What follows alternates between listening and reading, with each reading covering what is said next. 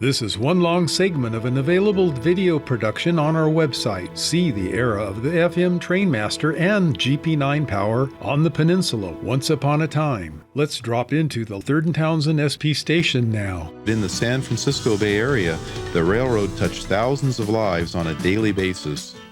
The SP commuter rail operations carved a special niche in history, and they'll provide us with some entertaining views of an interesting variety of equipment. The SP commute trains will live on as the Caltrains operations that took over the commute business in 1980. New equipment was ordered, and in 1985, the SP era was all but erased from view with new locomotives and cars. This operation looks like it'll sail steadily into the next century and be a vital part of the peninsula scene. Looking back, we'll focus on the last 30 years of operation. In this setting, the steam engines were already missing from the scene by a decade. The 60s and 70s brought numerous changes in diesel locomotives used, especially in the Bay Area. This period of time was one that eliminated ALCO, Baldwin, and Fairbanks Morris as diesel manufacturers, and one that gave General Electric the opportunity to make inroads into EMD's sales. Many of these orphan diesels found niches in the SP system to work until they are at least fully depreciated. The Fairbanks Morris diesels wound up here in the SP commute pool, and they're one of the special stories about the Bay Area.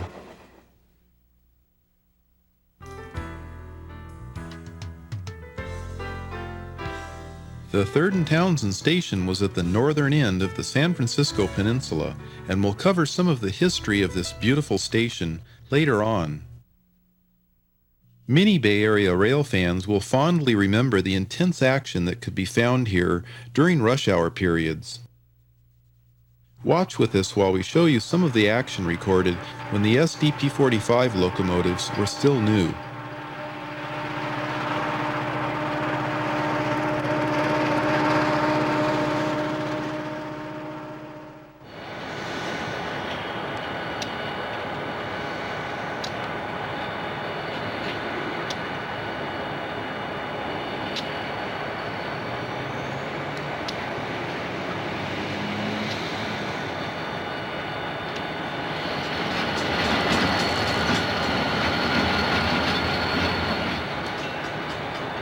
It's a cold winter evening, and the locomotive steam heaters are being readied for tonight's lineup. Locomotives in the lineup run one by one to the station platform, and they're assigned trains. The train numbers are indicated on the locomotive's number boards.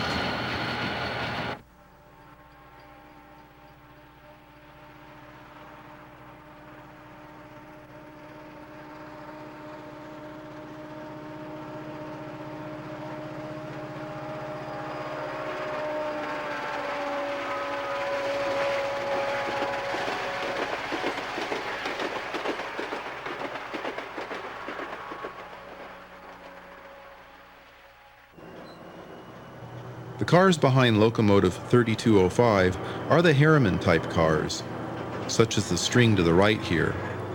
These cars were already over 40 years old when 3205 was built in 1967.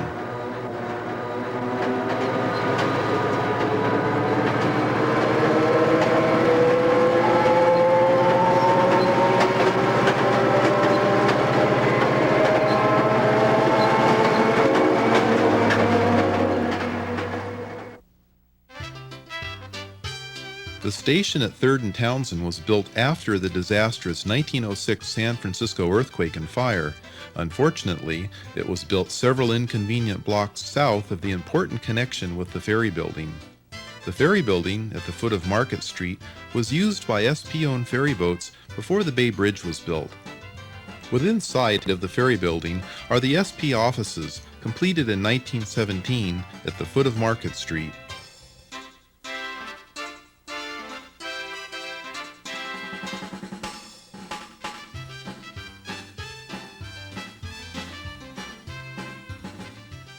The Third Townsend Station was built during the Harriman years as a temporary solution until the Market Street area could be used.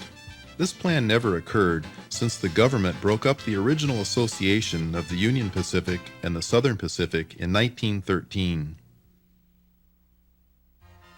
The station was replaced in January 1975 by a smaller and less ornate affair. The old building was finally demolished in July, ending any future opportunity to visit it. But thanks to the efforts of rail fans, we could step back and have a few glimpses of life at Third and Townsend. Before the station was torn down, and when the fabled Trainmasters were the assigned power to the critical peak hour commute trains, Bob Morris recorded these samples of commuter life at Third and Townsend. While most fans were outside shooting the trains, Bob got the shots that everyone else is kicking themselves for not recording.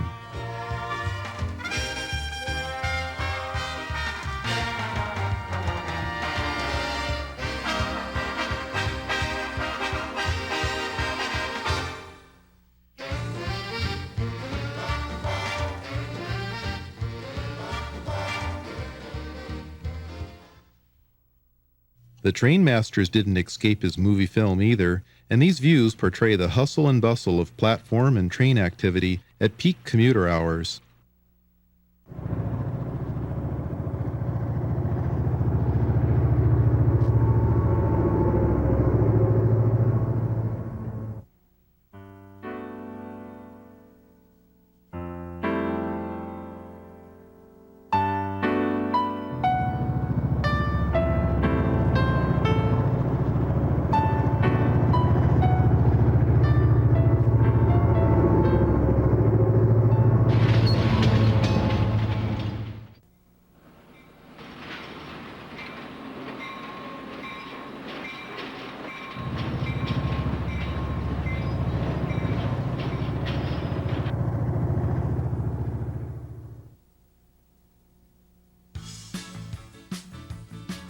Third and Townsend's schedule for trains to the San Jose destination was quite hectic in the evening rush hour.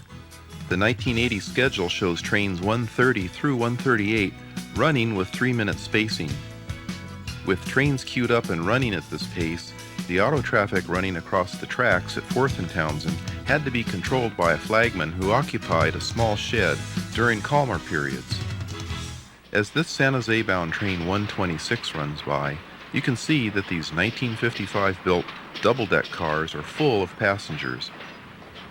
With so many evening rush hour trains running out, and a few additional arrivals from San Jose to the south, a tower was used at 4th Street to keep an eye on all the activity.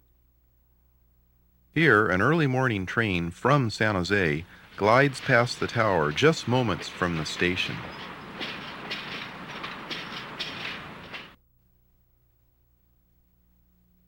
At 8:13 a.m., train 129 is braking to a stop under the watchful eyes in the tower. To help maintain schedules, these trains were stopped at the last possible moment, and the tracks dead end at the lobby's wall. Naturally, the brakes were very well maintained on these trains.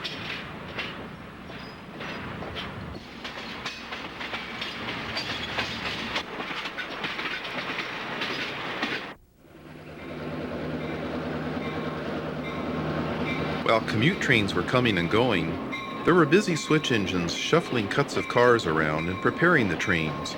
This switcher, number 2266, is a 1964-built 1,200 horsepower locomotive weighing 124 tons. The high-profile Frog Eye headlight group was removed in later years from many switchers to improve visibility. This locomotive is one of a class of 55 units. These locomotives were built by EMD, and SP bought them over a long period of time from 1954 to 1966. They represent the last model of switcher using the 567 series diesel. Other switcher examples could be found, such as this 1941-built NW2 and this Fairbanks Morris H12-44, a 1956 product. SP's 2267 is switching a large cut of truck-on-flat car loads at the old 4th and Berry Street siding. This is a business that dwindled into extinction.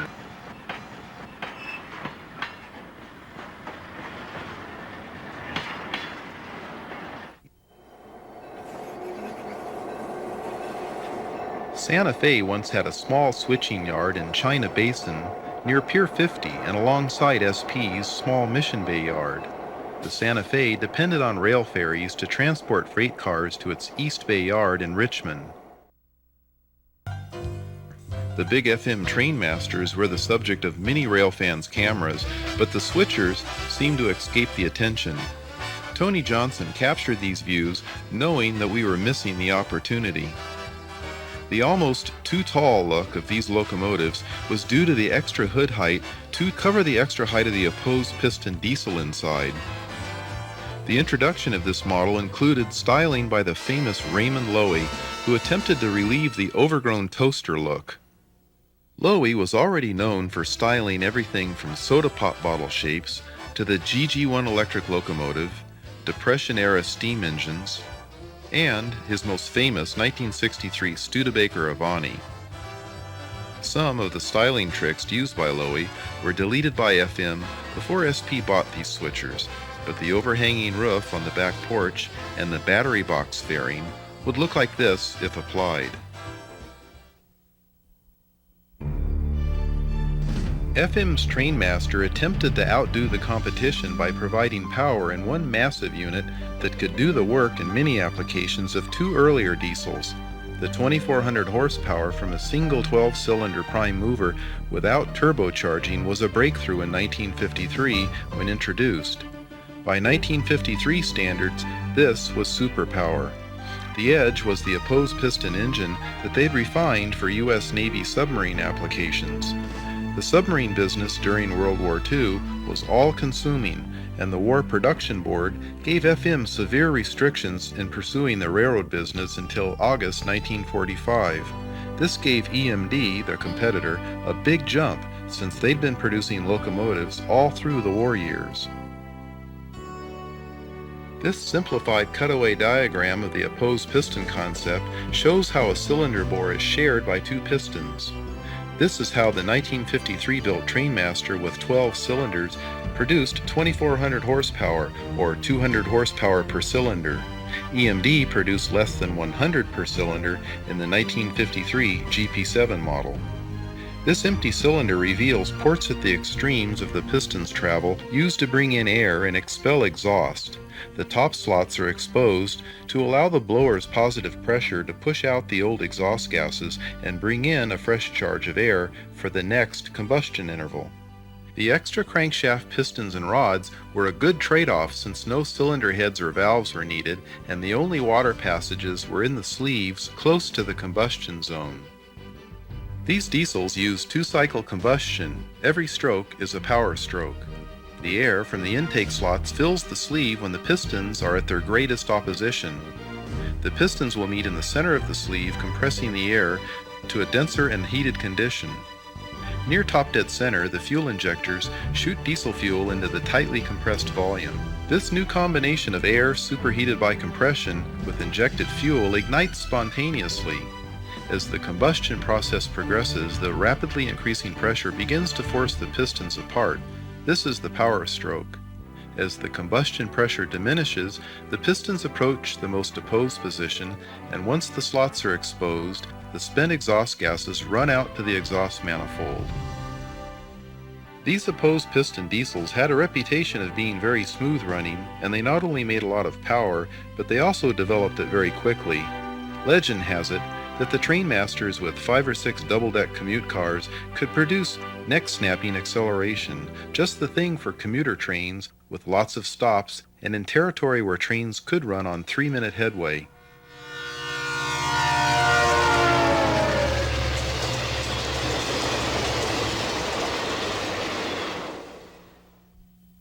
SP-16 Trainmasters were bought for general service system-wide. However, the specialized maintenance required would cause problems if spread over large parts of the system. It made sense to corral them in the peninsula for commuter duty with weekend freight assignments. They were well suited for this service and helped replace steam on the commuter trains. In the 1960s, they were removed from freight assignments to preserve them for commute service. They ran successfully for almost 20 years until the fleet dwindled to the one remaining unit, number 3031, making the last run on February 5, 1975. These well-used units resided at the Bayshore Yard for a while, since the 10 SDP-45s and the 3 new GP-40Ps had replaced them, closing out the Trainmaster era. None of the units were saved, all were scrapped. 3027 was converted into a brake sled, but number 3033, waiting for the conversion here, was never finished. FM's unusual opposed-piston engines created need for specialized maintenance knowledge. Simply using the techniques suitable for the more numerous EMD locomotives was inappropriate and would accentuate problems. FM dropped out of the locomotive market in 1963, making SP's fleet orphaned. FM continued on successfully in other product areas such as industrial scales and diesels for marine applications. These FM locomotives were good machines, but their age and specialized maintenance caught up with even the switchers, and their 1200 horsepower squeezed from 6 cylinders. The Fairbanks-Morris H12-44 switchers were the victims of increased air quality standards, and they were sent to Texas in trade for some elderly NW2 switchers.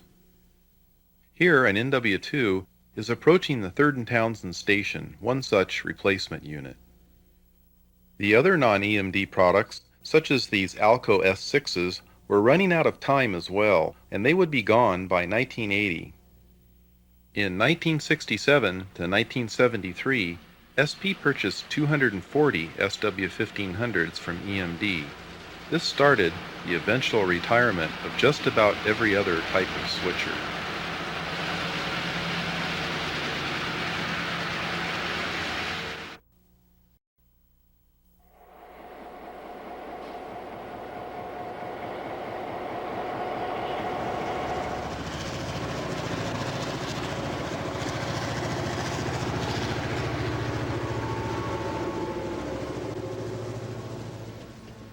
The peninsula has seen more than commuter trains over the years.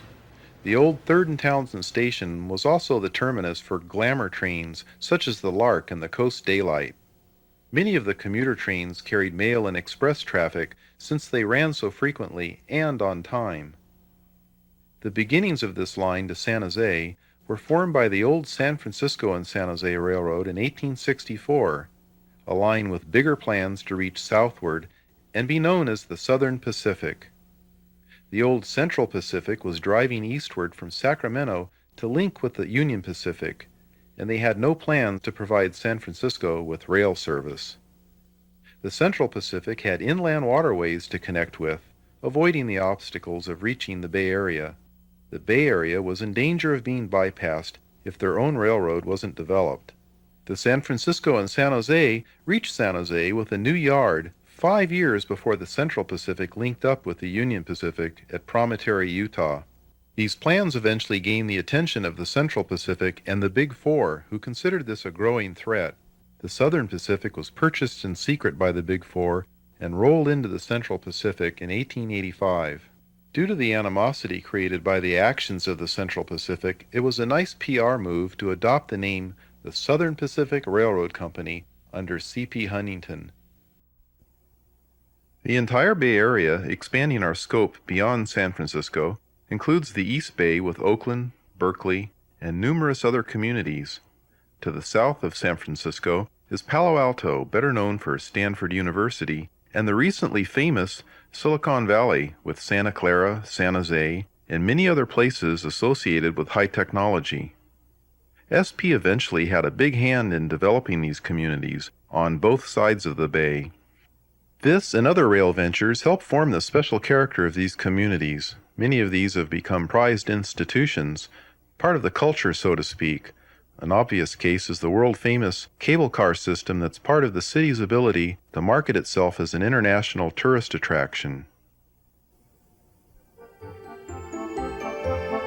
San Francisco's Muni system isn't far behind that status, and through the decades of streetcar line abandonments in the U.S., this system toughed it out. It probably helps that people use this system, but we all know that even successful operations need some degree of subsidy.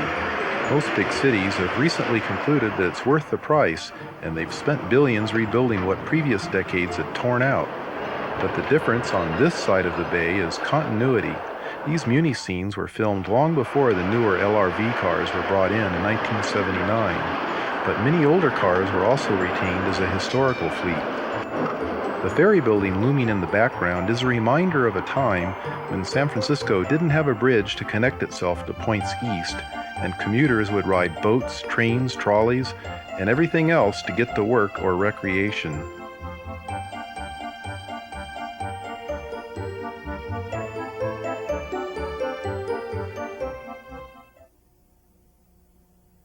These newer Muni cars go through the same motions as the old ones, picking their way through city auto traffic, a practice that was ridiculed in the 50s by those committed to replacing rail with buses. They listen to that pitch just about everywhere but here in San Francisco. San Francisco's residents have always taken to public transportation more willingly than their Southern California counterparts. San Francisco retained the Muni trains, cable cars, electric buses or trackless trolleys, and they also kept up the conventional rail commuter operations long after other cities had converted all public transportation to diesel buses. It may be the topography of the peninsula and the high density that makes this area so well suited for rail transportation. That and the people who ride it. They have a history of riding everything from trolleys to ferry boats to get where they need to go, and without feeling the stigma of riding public transportation.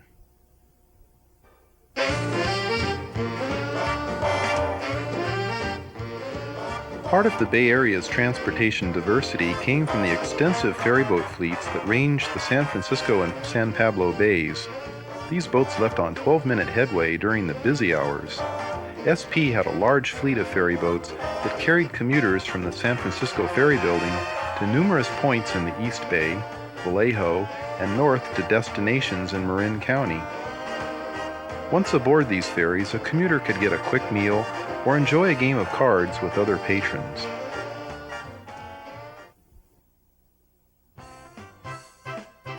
SP had ferries, such as the Contra Costa shown here, that carried trains across the Carquinez Straits and other locations. The Contra Costa was once claimed to be the largest ferry in the world. Santa Fe and Western Pacific both had isolated industrial tracks and yards in San Francisco, and they both depended upon company ferries for connections to the Eastbay side. The Bay Area became more accessible when SP built the 1939 Carquinez Straits Bridge. Passenger trains to Sacramento saved hours as a result. Ferries were obsolete by 1939 since the Oakland Bay Bridge could serve the same autos ferries carried. The bridge in the background is nearly complete in this view. Many ferries were scrapped or, like this ferry, the Thoroughfare, converted into a fish processing plant. The bridge's lower level connected the key system and SP's IER trains to the new terminal closer to SP's San Francisco station. The Sacramento Northern also used this bridge for access to San Francisco. SP's Interurban Electric ran only a few years more, closing in 1941. The red cars were sent south to Los Angeles and its SP-owned Pacific Electric operation. Sacramento Northern had also given up on the passenger business, and the key system was left to operate alone until 1958, when it also ceased rail operations. Until 1958, many of IER's old routes were operated by the key system. Through all these changes and failures, the 47-mile commute line between San Francisco to San Jose carried on. It's the oldest continuously operating line in California, operating since 1865. It's also the first 47 miles of the famous coastline to Los Angeles. The SP referred to these trains as commute trains, not commuter trains. The patrons located along the line use the same term. The present-day operation is simply called Caltrain. The only significant route change was the 1907 completion of the Bayshore Cutoff, replacing the old line around San Bruno Mountain, shown as a dotted line here. We'll cover the Bayshore Cutoff more later on. Let's take a few looks at commute service in the various locations along the line when Jeep 9s held down their assignments.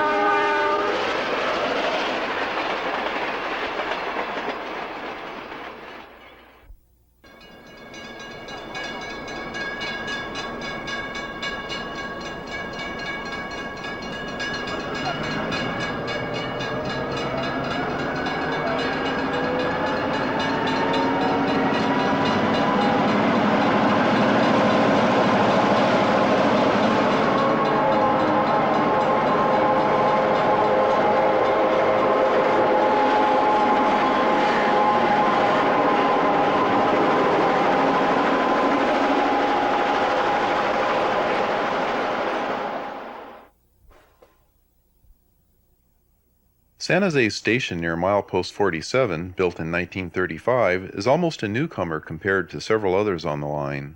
When this station was built, the country was slowly coming out of a depression, and it was built on a newly relocated track alignment to better serve the new Streamliner trains.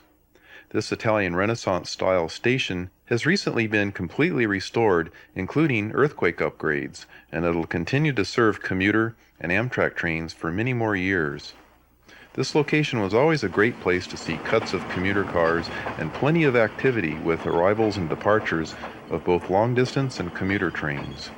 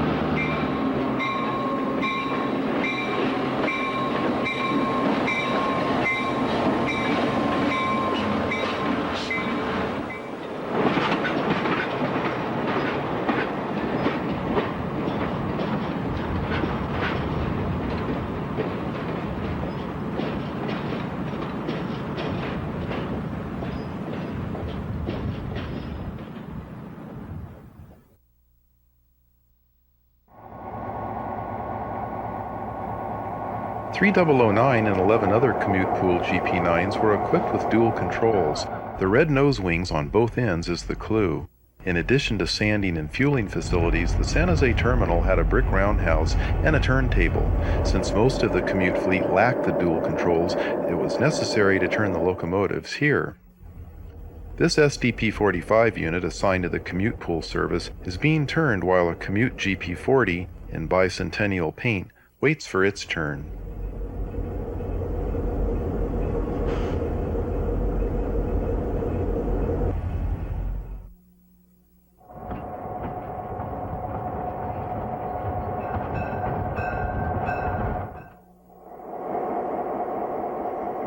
This GP9 number 3007 is receiving a turnaround at the Mission turntable near Third and Townsend.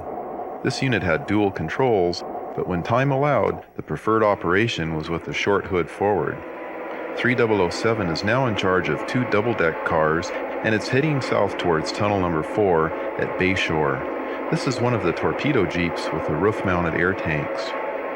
Cheap 9s with 1,750 horsepower could handle about 3 cars and keep up with commute schedules.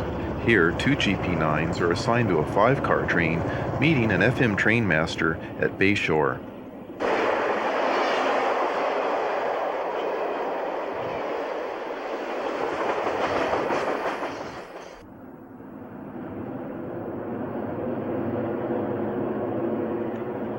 Trains with the old Harriman cars actually required more horsepower to pull at passenger train speeds since they had the old sleeve bearings in their trucks.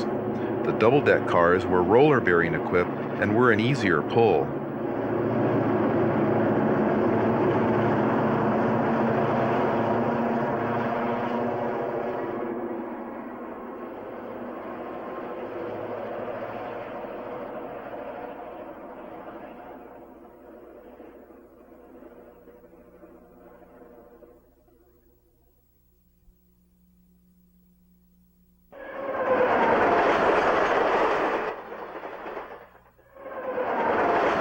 .5600 in this pre-1967 shot would become 3008 in SP's locomotive renumbering program. Before then, the numbering of locomotives was very scattered, still reflecting numbering patterns started in the steam locomotive days.